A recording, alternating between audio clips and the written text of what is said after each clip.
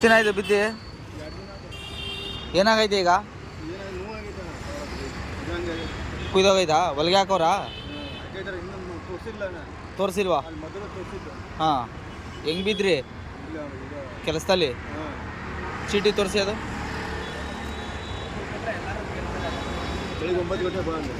ಬಾ ಅಂದವ್ರಾ ತೋರಿಸಿ septic injection ಮಾಡಿಸಿ ಹಾಂ ನಡೆಯೋಕ್ಕೆ ಆಯ್ತಲ್ಲ ಅಲ್ವಾ ಅದೇ ಕ್ಯೂ ಹರಿತೈತೆ ಅದು ನಿಧಾನಕ್ಕೆ ನಡಿ